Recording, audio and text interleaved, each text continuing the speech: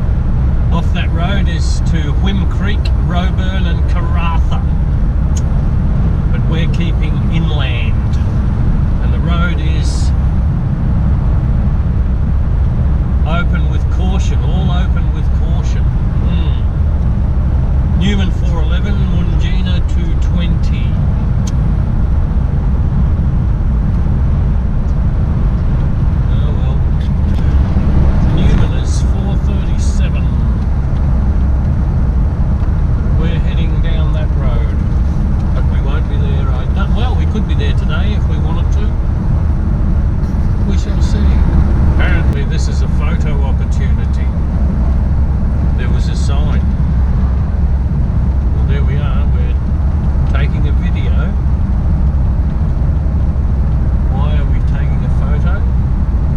FMG rail lookout. So we're going to look at Fortescue Metals Group railway line. Terrific. Thanks, Twiggy Forrest of Fortescue Metals Group. Well, we just had a quick coffee there at a roadside stop in memory of Bruce Armstrong, 1956 to 2016, who apparently loved the Pilbara and built roads up here. And it looks like they scattered his ashes on that particular little lay-by that I just had my coffee in. So I made a toast to Bruce. All the best, mate.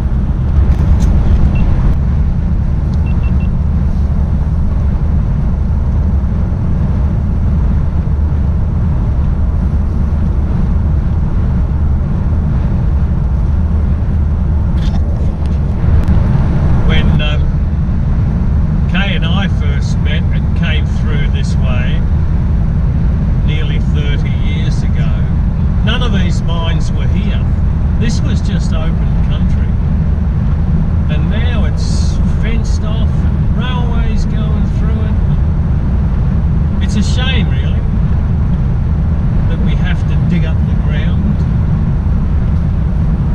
spoil all nature's beauty just to make steel, among other things.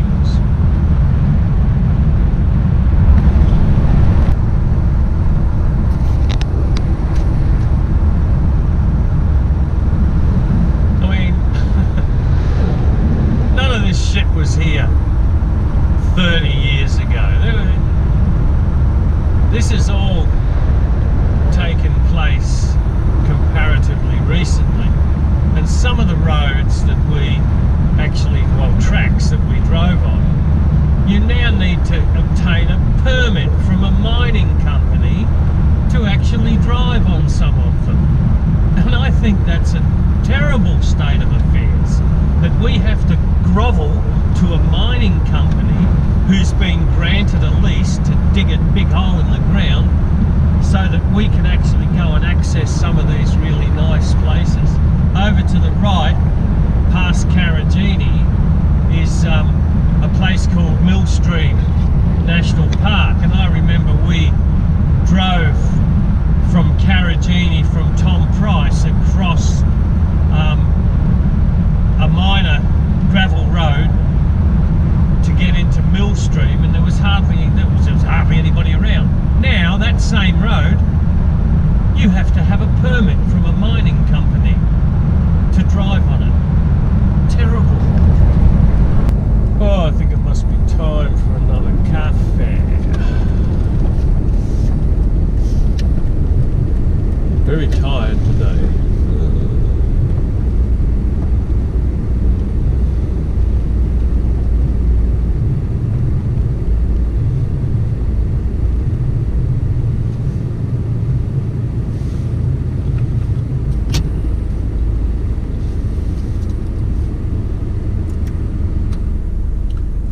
The notice there says, please park in single file on the outer side of the parking bay to allow for the passage of oversized movements. That could be taken a number of different ways, couldn't it? Oversized movement.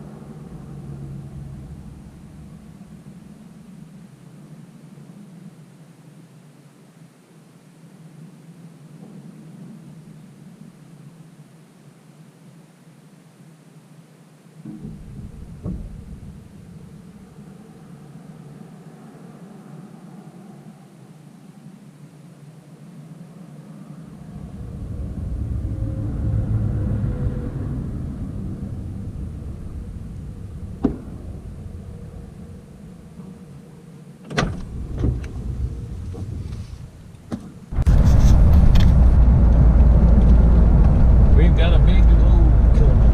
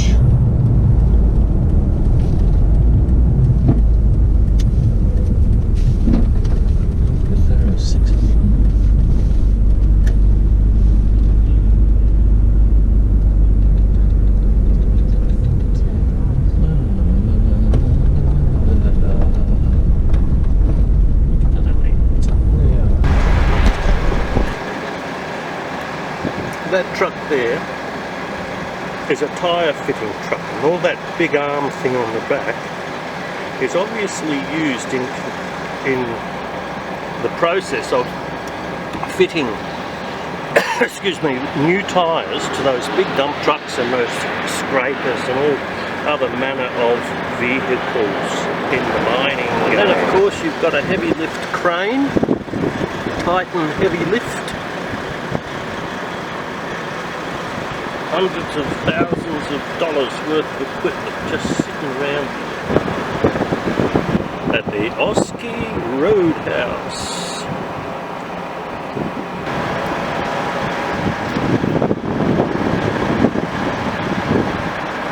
This actually is a village because there's a caravan park attached to it, but I'm not going to stay. Karen's having pups again because I've got to turn right onto this Highway 95 to get to Newman. Right, Karen? We're off. We've got a full tank of fuel. We've got a bit of food in our tummy. And now we're ready to do another 17 k's to Tognolini. And then we'll decide whether we want to actually stay there or move a little bit further on to Mount Robinson. After putting fuel in there, I'm getting an awful lot of sevens on my updated kilometres per litre figures, I would say that the preponderance of figures is between 7.2 and 7.5 kilometres per litre.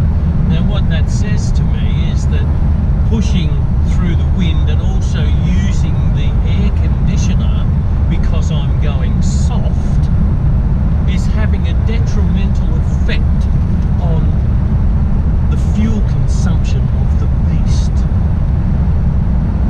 So when I get the beast home, it will have a complete new set of filters and a complete new drink of oil, at least.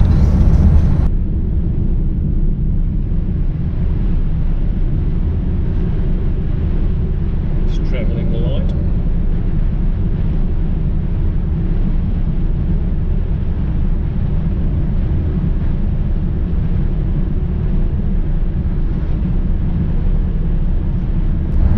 I was talking to a couple of about my age, or maybe slightly less, last night, who were driving a Nissan Navara, but it was a 3-litre engine, diesel engine, that belonged to their son.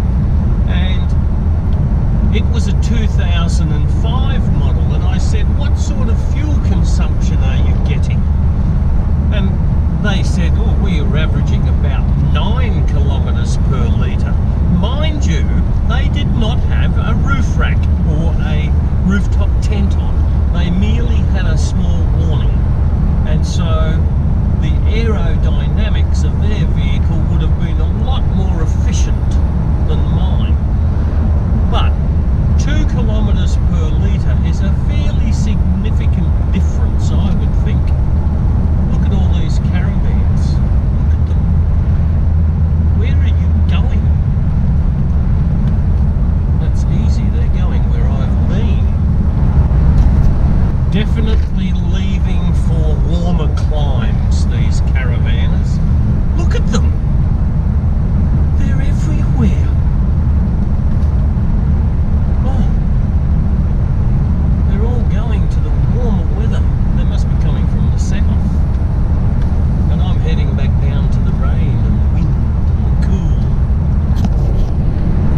This is this pass that is leading up to Albert Tognolini, and we've got about 5 k's by my estimate to actually get there. And we all know what the view is like because we've seen it from 4 years ago. And for those that haven't, shame on you. Look it up. It's on YouTube. Anyway, I'm going to put this, I'm leaving this on again because I just love this piece of road. This is absolutely magnificent. In fact, I might even turn this other one on. And we'll have a look where we've been and where we're going at the same time. This is this pass that is leading up to Albert Tognolini. And we've got about 5 k's by my estimate to actually get there.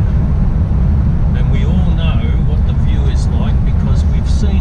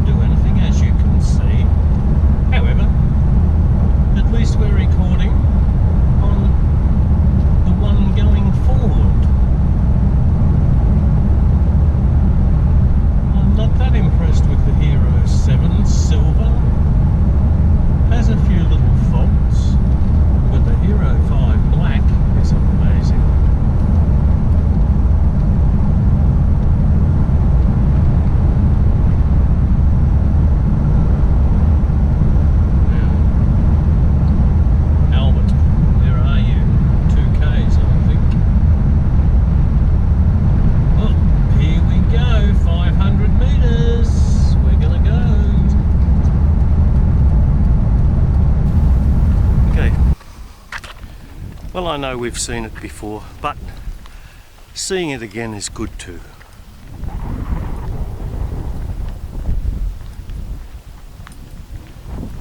And just as I drove in here, of course, the GoPro Hero Silver decided to play up a little bit by not wanting to turn back on. And it turns out the battery was flat. And I charged it up last night and the last couple of days. So it actually doesn't keep its battery charged very long. Anyway, here is Albert Tonglini, the Northern Highway, Newman to Port Hedland. It was sealed in December 1978. Look at that. Magnificent. The blurb under the gazebo doesn't tell us who Albert Tonglini was, though. Anyway. Well, this is the Tonglini sort of ridged camping area, which is very nice, but I don't think that I will stay here because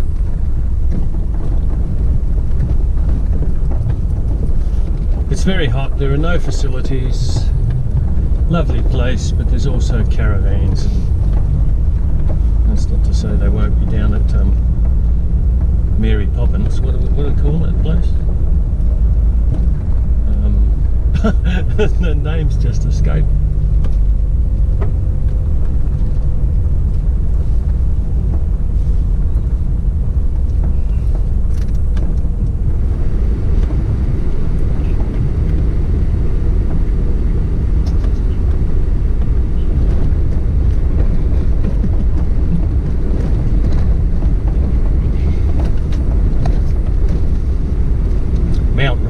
That's what I'm thinking.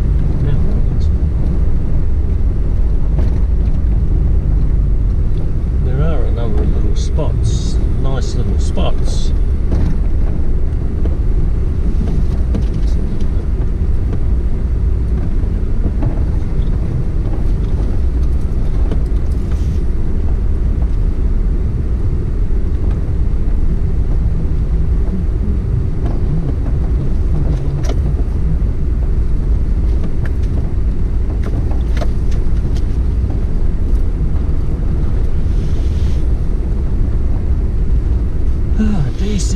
Decisions, all the time decisions. Do I want to stay here? And I suppose, let me see what the digging's like, because I need to dig a hole for my Thunder Down Under bucket. Well, as attractive as it is, I think I'll just press on it. Go to Mary Poppins, Mount Robinson.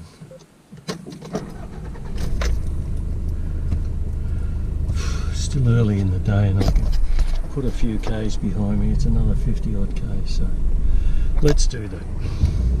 Anyway, this is one for anybody who's got a sort of a self-contained camper van. You could come up here and have a nice camp. Well, I could do the same, but I choose not to right now. These ones here over the edge, down the ridge.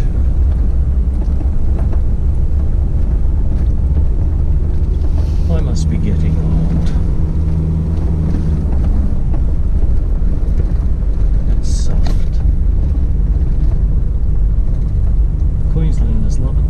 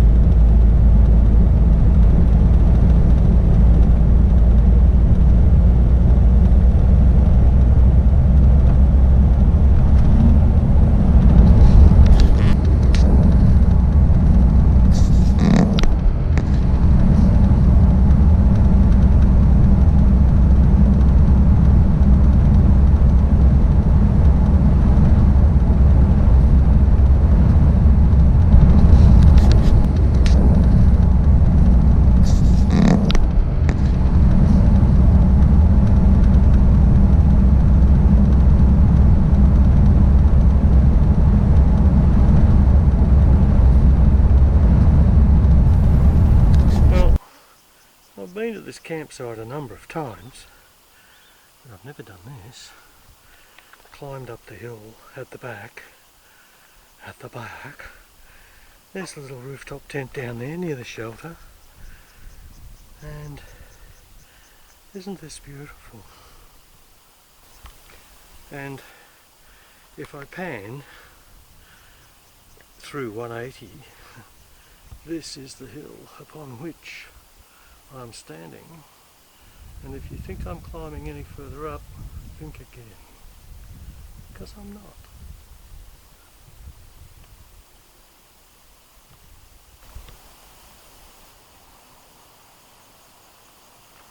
And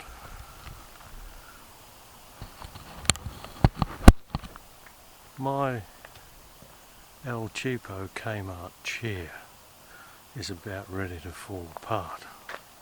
And so luckily for me tonight, I've got my own bench and table. Lucky me. I thought I'd like to capture this sky before it disappears.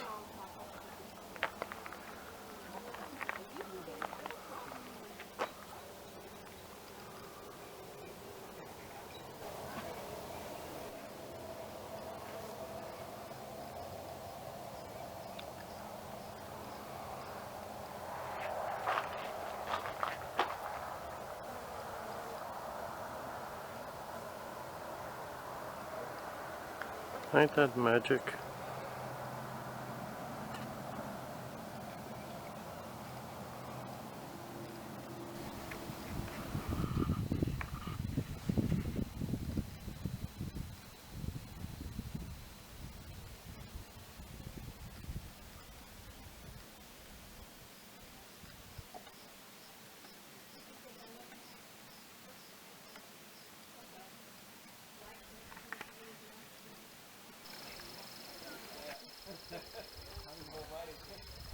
Listen.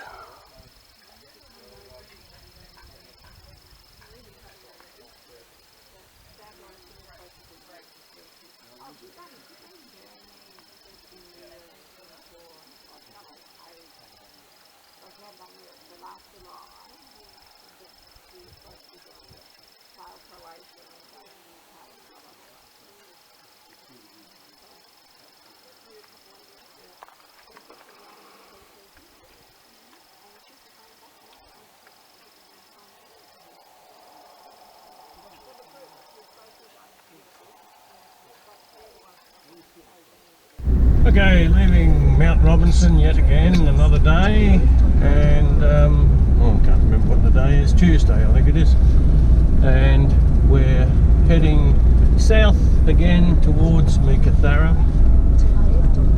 Okay, Karen's giving me the instructions. Yep, so anyway, I had a comfortable night's sleep apart from some clown who wanted to run his generator but was told in no uncertain terms to either nick off or turn it off. Right. Another railway crossing and not a station or a train to be seen.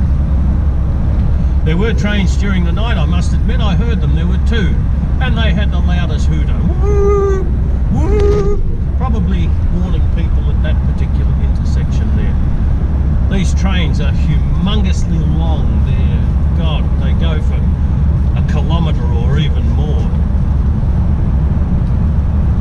Now, seeing as it's only 10 to 7, I should be watching out for kangaroos and any other sorts of wildlife that might be on the road at this time of the morning, searching for water.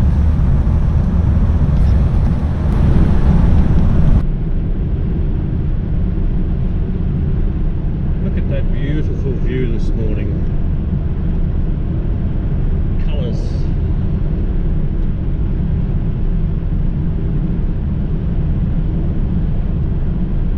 I have a sense of deja vu when I drive down this road. I did this 4 years ago with Bob. At virtually the same time too, 7 o'clock in the morning.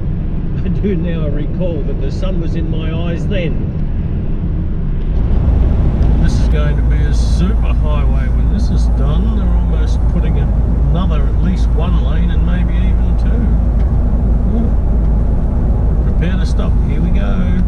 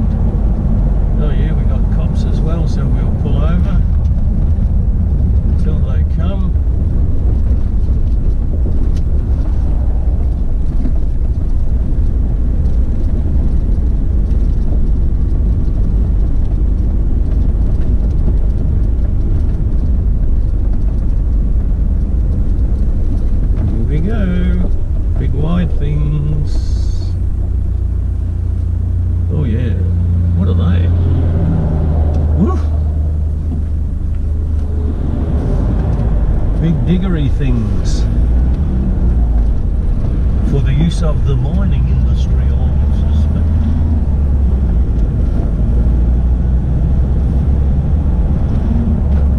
Must be a lot of money in mining. A bit more roadworks.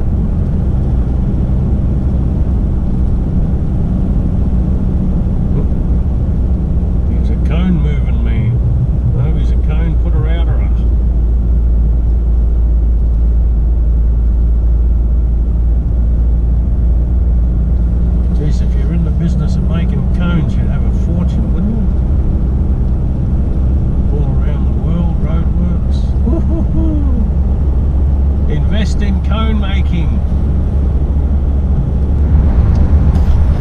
We're travelling currently through a place called Cathedral Gorge.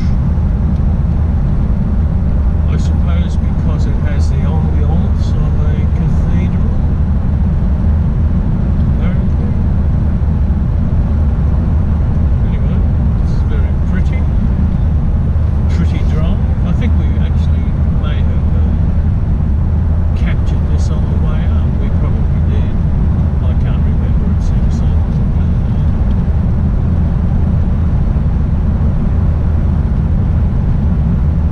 So, Cathedral Gorge,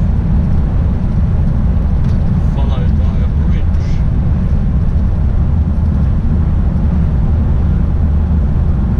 Over the Homestead tributary.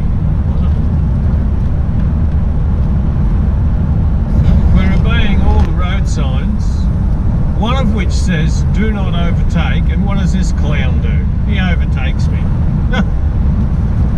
Oh, they're a law unto themselves, some of these people.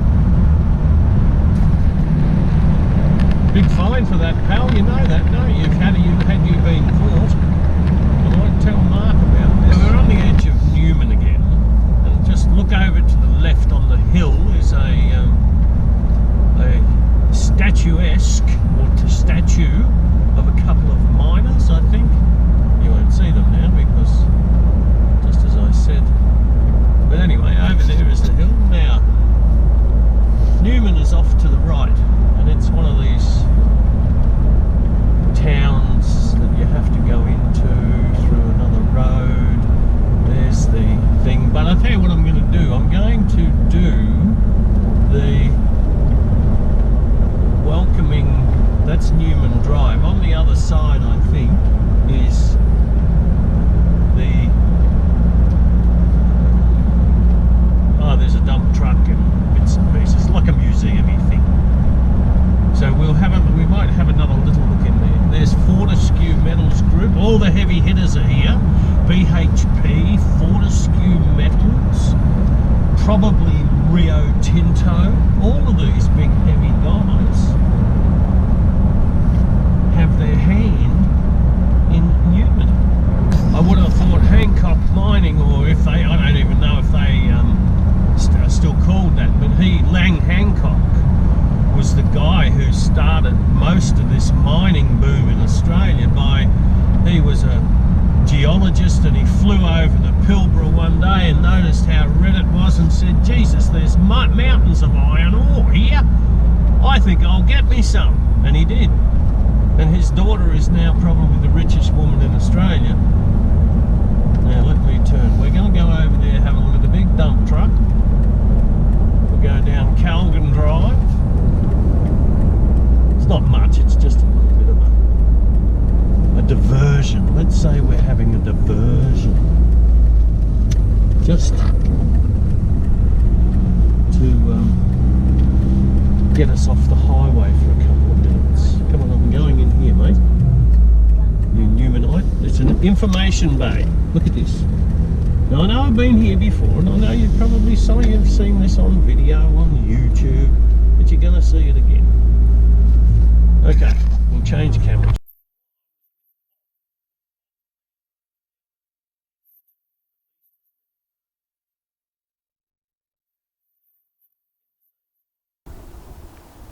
Well, this is the propaganda board that tells you all about Newman, and Newman, I said Lang Hancock, but he discovered most of this stuff. You don't believe some of this propaganda that BHP puts out. Anyway, apparently Mount Whaleback is the biggest open cut mine in the world, and that's where it all started for Newman. Now we'll go and have a look at this here dump truck. Well, you probably won't make that out, but it says Cathedral iron ore, and it's sourced from the something I can't even read, that 035 mining operations. And then we have next to it hematitic iron ore. The bedded ore has been sourced from the Mount Whaleback iron ore mining operation, and it's got the mineral hematite. Hematite is derived from the Greek word for blood, hema. Ooh. Then they crush it all down, they make steel. And look, there's a bird nest. Look, a bird has made a nest in the rocks. Alright, now we'll walk up and have a look at the dump truck. Now, many years ago, when I lived in Scotland, I worked for General Motors Scotland, who was the Terex division, and the company built trucks quite similar to this, maybe not quite so big, but I have an affinity for these big huge things. Don't climb onto the haul-pack truck, thank you. Ooh, that's a big one. This is a Caterpillar. Bloody big cat. Look at that. They're the opposition. They were the opposition. Caterpillar had a factory down in Uddingston in Scotland. Look at that. Have a look at that. The size of them. They're ridiculously big.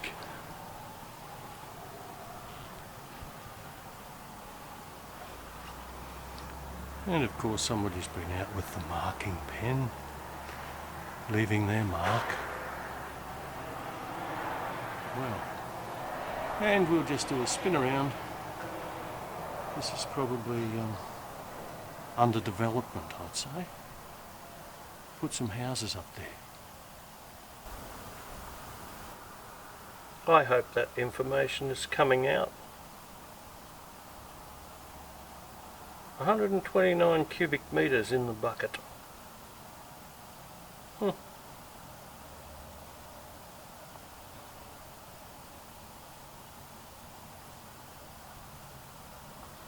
That should be enough.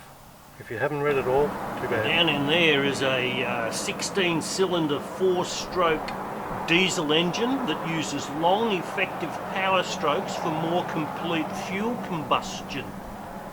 High displacement EUI quad turbocharged and aftercooled diesel engine produces greater power with an enhanced power management capability for maximum hauling performance in mining applications. Well, there you go. The engine's gross power at 1750 RPM delivers 2160 horsepower. Whoa! Put that in the beast. Anyway, you might remember that tyre truck that I showed you at the one of those roadhouses, the last one back. Well, this is what that truck would have been able to do, is to probably change the tyres on a truck like this. Whew, look at that. Huge.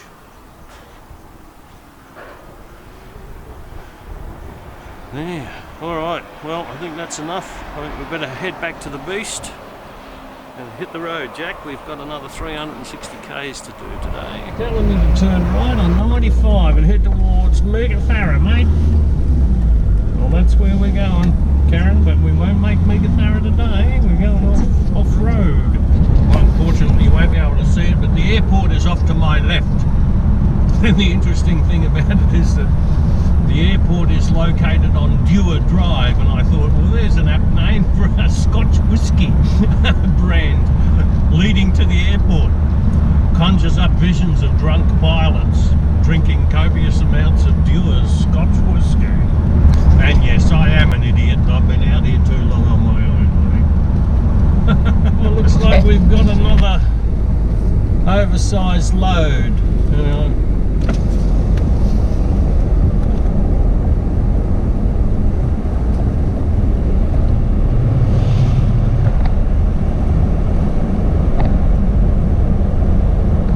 No, he just waved me on. I don't know what that was about. Oh no, he's coming behind.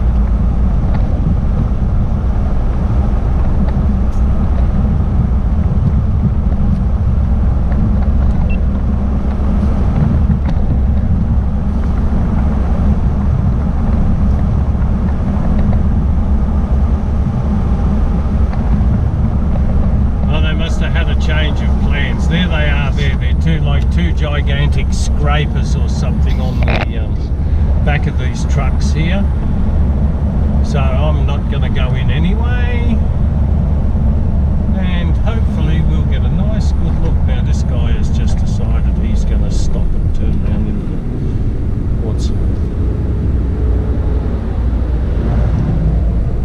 No, it's all go here at Marina. Okay, we're going. Look at the size of them. Yep, they're the dump trucks, the running gear. And then they'll put the big buckets on the back. Wow, humongous.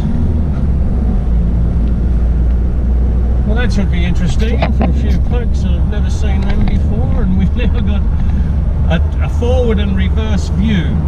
How do I edit all that? I don't know, I'll work it out.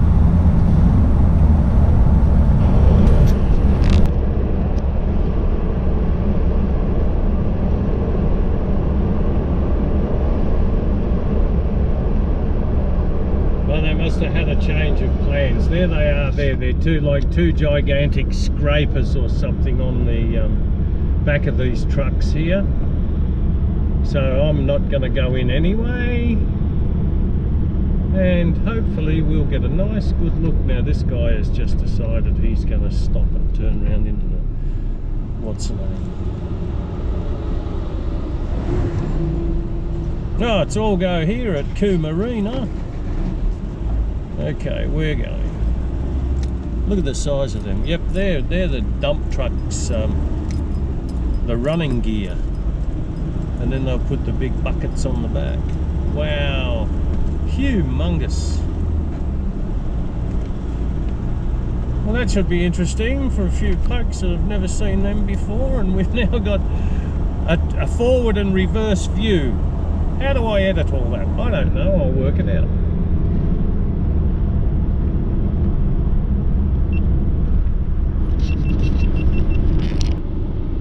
Oh, look at that one. Yeehaw! And here's another one too.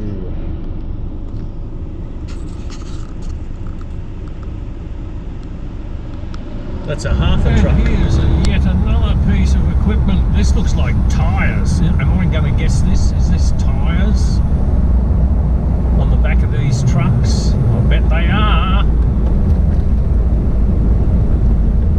Yep. Can I pick them a mile away? Look at the size of those babies. Put a couple of them on the beast. Maybe. What do you think, beast?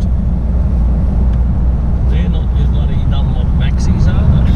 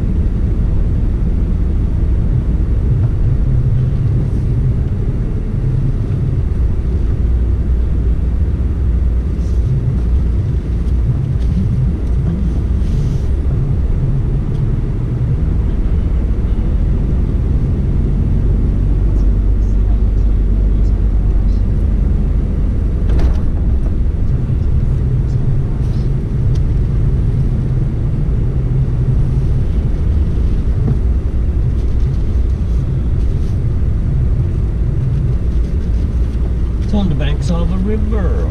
Yeah, oh, it's a pool. Look at that.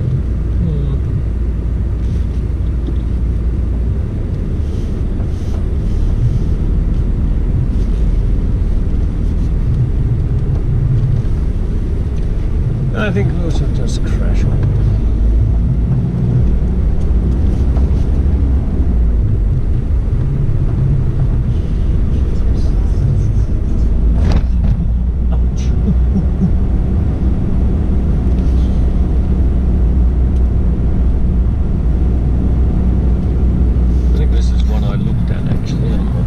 On the book. I'm on my way to a purported campsite. I've plugged in the coordinates into both GPSs, one of which says we're now 4.6 or 4.5 k's from it. The other GPS says I'm 6.6 from it. So which do I believe? Do I believe the Americans or the Kiwis? I don't know. Anyway, the Garmin is going to come up first. And I plugged in, mind you, when you plug coordinates in, I use degrees, minutes and seconds, and that's what the Kiwis use on this particular machine I have. And the Garmin one uses a combination decimal degrees, minutes and point things, so it could be a little bit off, and I found this on this trip. Anyway, we're going to find out in a couple of minutes, because according to Garmin I'm about 3.5 k's off it. I'll turn you off and I'll switch you back on shortly. This road looks to me like it's almost been reformed at some stage, and this particular campsite is alleged to be on the banks of the Ashburton River.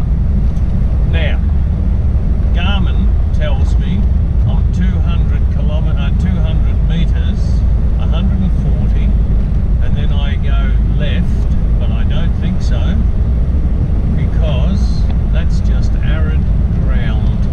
So we'll humour the Kiwis. Now it says 2.3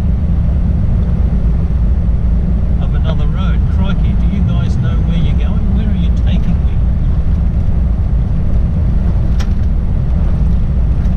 Okay, we'll continue on for just a little bit. It says another 2 k's now. The Garmin keeps changing its mind. And there does appear to be on the New Zealand machine a river coming up. And I'm looking ahead and I'm seeing lots of trees, which indicates a watercourse. And there's a sign. What does that sign say? Sorry, I'll turn you off for a tick to save a little bit of oh, it's a road subject to flooding sign. Well, apparently I've reached the destination, but I really don't see the destination at all.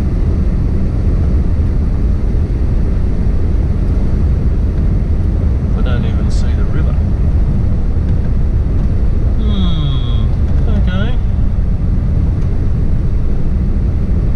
I suppose that's, well, we're past it now, so I have to do a U-turn or make a boar squeal. What was I saying the other day? Can you make a U-turn? No, but I can make a boar something. I can't remember now. God, so long ago. All these quips I come up with. There's actually a track here, and the Garmin is saying go up that track there. Now,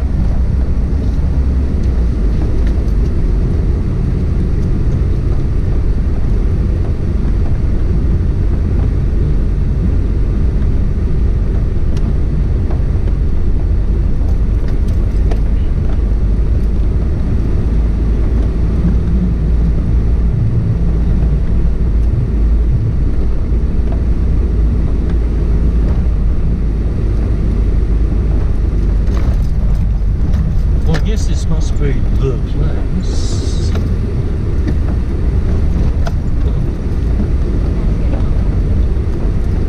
Okay, Karen, keep your shirt on, man.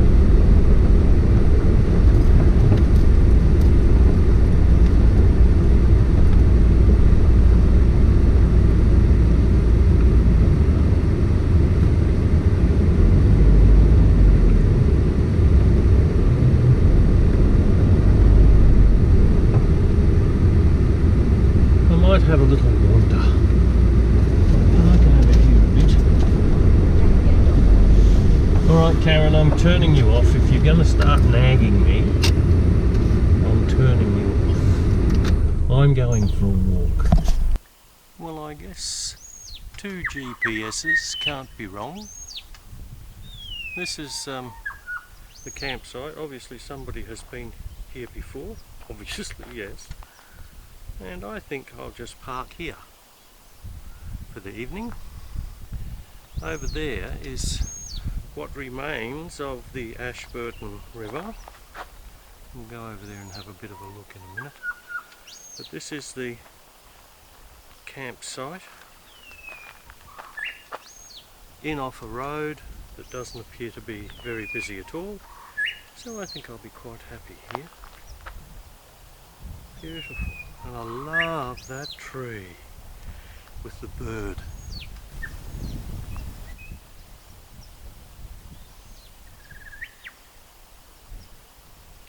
Sometimes you just have to strike it lucky, don't you? And there's no crocs to worry about because I think we're too far south. Yes, we are. Of course we are.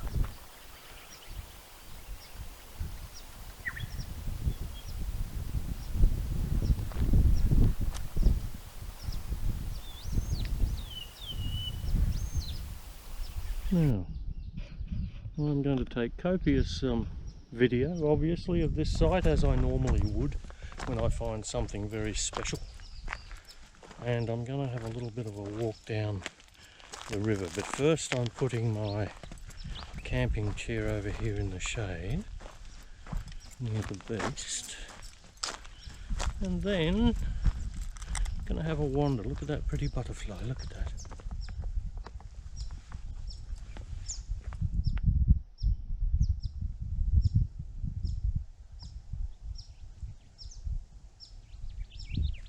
Very hard to pick that up on the screen.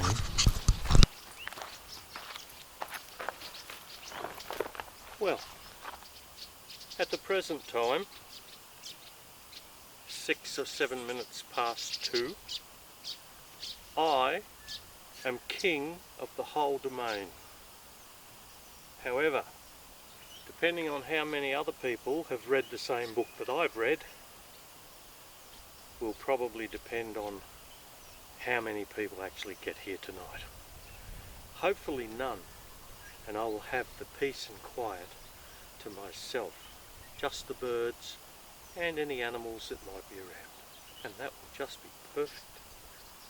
And this will set off just another one of those little perfect camps that I've found on this trip, and the little journey has been worthwhile just to find these little gems, I think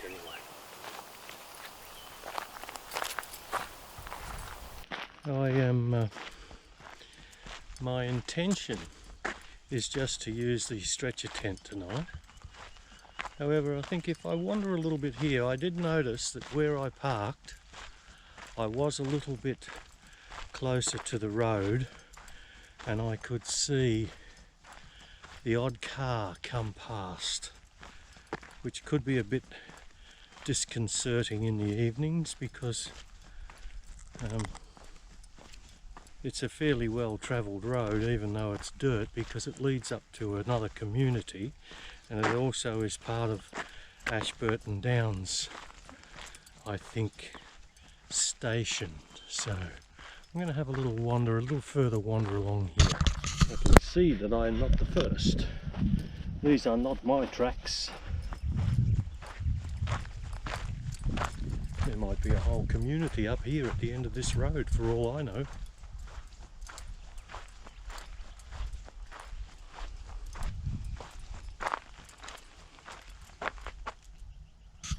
And lo and behold, there is a camp right at the end of this track.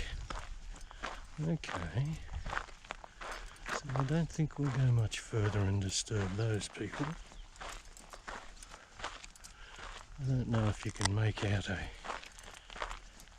camper, just there's a big white gum tree And a little bit behind is another gum tree, and behind that is what I take to be a camper.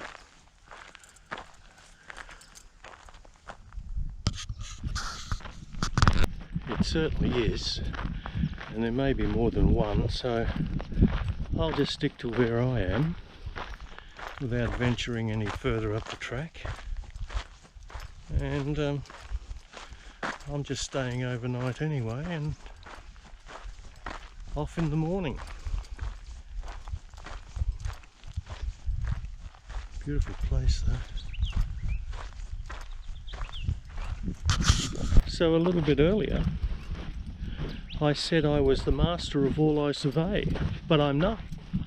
Just shows you how you can jump to the wrong conclusions quite easily. Anyway, we are where we are.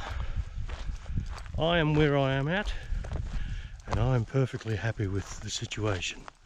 So I'm going to sit down with a nice cold drink, and I think I better start thinking about getting my accommodations sorted out before the light goes.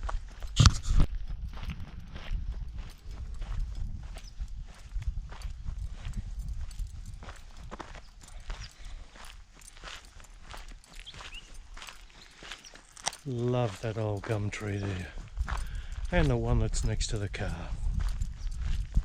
River gums, I think.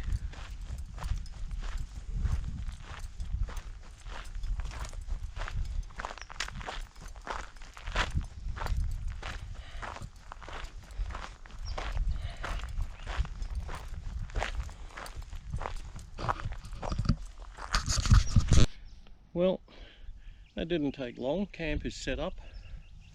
Got the bed, blew the air mattress up. Oh, got to put my sleeping bag in. Mustn't forget that. Mind you, it's warm. I also have a fire set, prepared. I don't normally have little fires, but tonight I might. And as its sun is going down over the yard arm, cheers. This will be my about third last night. For a while, until the next trip, which I am planning, covering the things that I didn't cover this time. Now, for dinner tonight, I think I'm going to have something very simple, like some mee goreng noodles. I haven't had any noodles, believe it or not, my whole trip, and I've got an absolute carton full of them. So, and also they don't take up very much, you don't use much water to cook, and they're simple, and I think that's what I'll do because they're easy, and then I don't have to set lots of cookers up. I only need one burner, and I'll use that and heat that up, the water. I'm just rambling, aren't I? It's late in the day now, well, 20 past 3, but I've been going since 6 o'clock this morning, so you'll have to forgive me. Anyway, I will catch up with you again soon.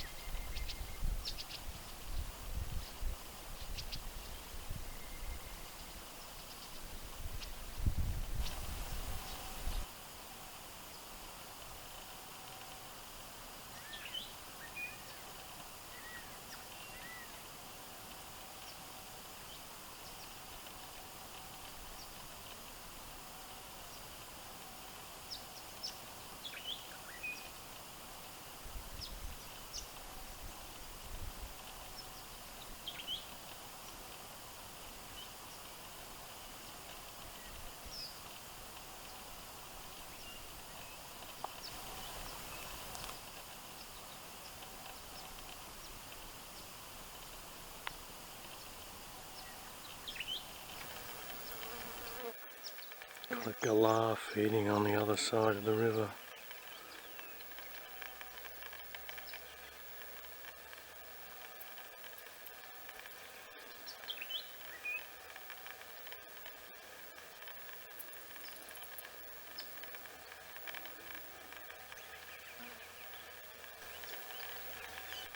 He's very wary because he knows I'm here.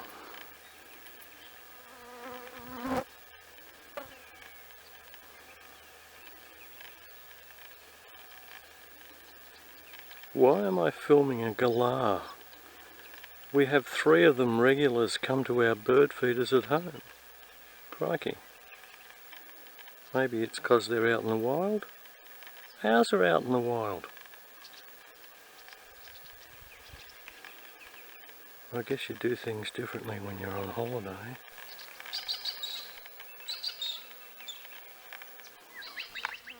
Let's get some atmosphere. I'm going to light the fire and sit down on our third last night.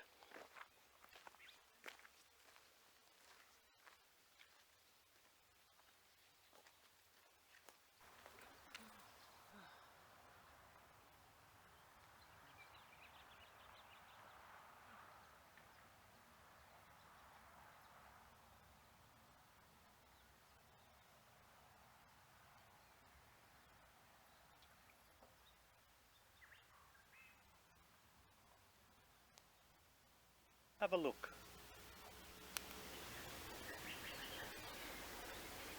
Bloody caravans. Keep going.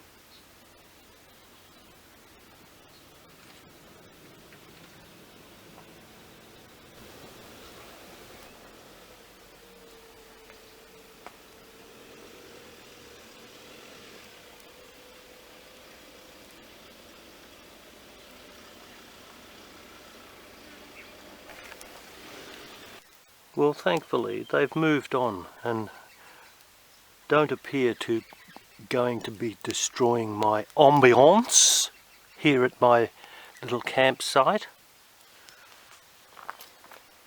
But you can be sure as hell, wherever you go in this country, doesn't matter how remote you think you are, you will find somebody. Somebody will always turn up. That is a rule. Well, I've put the billy on. It's a little bit lopsided, I must admit, but I'll fix that shortly. It's only just gone on and I'm going to have some proper billy tea.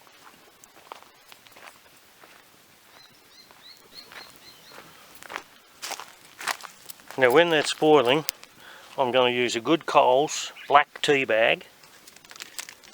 I'm going to use some Nestle's condensed milk, and what good's a damn cup of billy tea without a Tim Tam? And I still haven't finished my glass of wine. Now, if I can move this off the fire, no, I think I'll leave it like that. I'll come back to you shortly. Crikey, I must have some bloody footage to go onto this series of videos because that battery just ran out. I'm running through batteries like I can't afford them. Crikey, I think the lid is about ready to pop. Oh, is that not an expert or what? Put it down here. Take the lid off carefully. Oh yeah, it's boiling. Beautiful, look at that. Right. Tea bag in. Give it a bit of a dunt around. Oh shit, look, cheap coal shit. String came off. Now I'll have to get a spoon.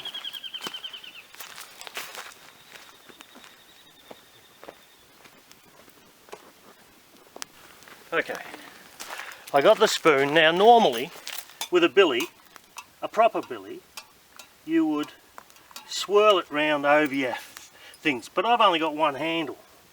Right, that's about strong enough for me. So Mr. Cole's tea bag in the fire. Little bit of this condensed milk, which is so sweet. Ugh. But anyway, for demonstration purposes, I'm putting a bit in here. Ooh, not too much. Which I probably won't drink, but I'll tell you I will. Bit of a stir around. Hope you're picking this up on the video. Oh, look at that. Looks like a cup of tea. Now I'm going to transfer it. I'm going to transfer it. Oh, I missed it all. Shit, there it is there. Anyway, take it from me. I've stirred it all and I'm going to transfer it to my proper mug before I burn my hands off. Okay, now I'll come around this side. I'll take my handle, which was very well invented, and I'll pick this up and we'll transfer it. Ah, oh, look at that. Beautiful. Now, I'm going to go over here. Excuse my bum.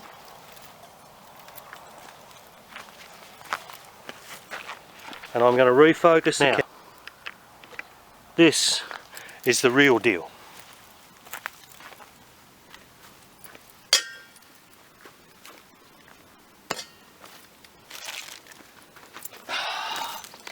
Campfire at night, the wild dingo's delight, cup of tea and a Tim Tam.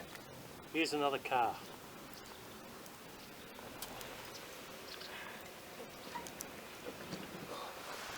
Oh, and that is so sweet. You would not believe how sweet that condensed milk is. Ugh. Oh crikey, there's a bloody another one. There's 500 cars coming in here. Shit.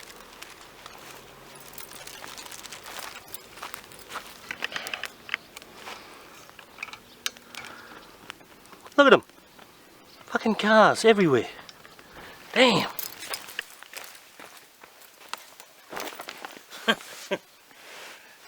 You think I'd own the country, but I don't. But what I'm trying to say here is, it doesn't matter where you go in Australia. I keep saying this to people.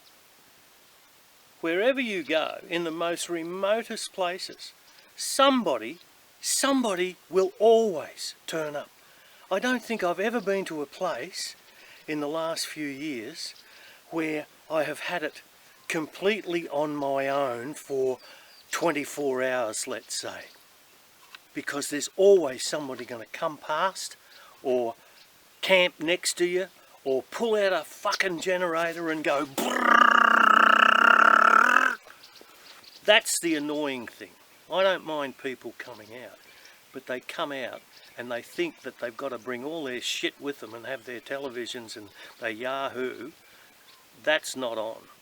So think about it, folks. If you're watching this video and you're thinking about coming out here, please leave your crap at home. Come out here and enjoy nature as it's meant to be enjoyed. Yes, you might bring your cameras like I am and all that, but leave your frickin' mobile phones at home because they won't work out here anyway.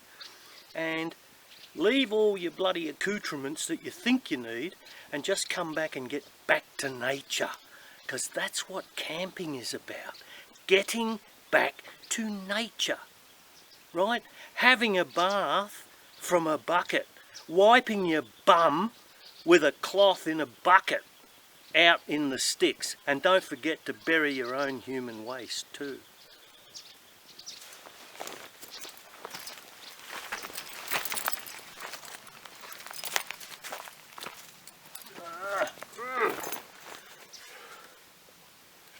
Yes, well, I've had my rant. Another one. But honestly, folks, come out here, come out and enjoy it as much as you can. And look at things around you, for God's sake. Appreciate it. Appreciate the trees, the birds, the wildlife. Because I don't see it happening anymore. I see people, groups of people of my age, towing their homes on wheels around the country, and all they do is they prop and they form a corral like the old Boers used to do in South Africa, and they sit around and they have a few drinks and they yahoo and carry on and talk bullshit, and most of the time I don't think they're even looking at where they are. It doesn't matter where they are, you could transport them to Mars. And there's a thought, Elon Musk, if you're looking for a volunteer to go and spend the rest of his life on Mars, I'm it. I don't know how Kay will think about that, but I'll go somewhere where there's nobody and I'll report back if you like. So there's an offer. Think about that, Mr. Musk.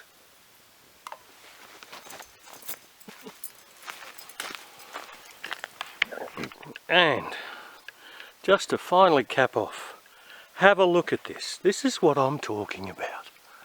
How beautiful is this planet that we have, and in particular this country that I'm living in, which so far has not been despoiled but is very rapidly being so by financial interests. Have a look at that. You can't beat that. That is nature, and nature will be here, folks, long after the human race has disappeared. Think about that. So enjoy it while you can, but not with your frickin' bullshit stuff. Take that back out. Well, it's a lovely morning here at Bilyoon Pool, and I've packed up. Everything is packed up, fire's out, and I'm just about ready to get going. Look at this morning.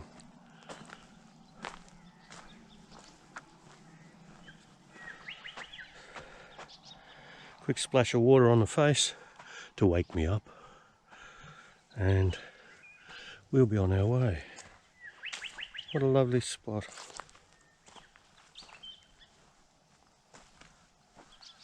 Birds are chirping. Oh, everything is wonderful with the world. Okay, time to go.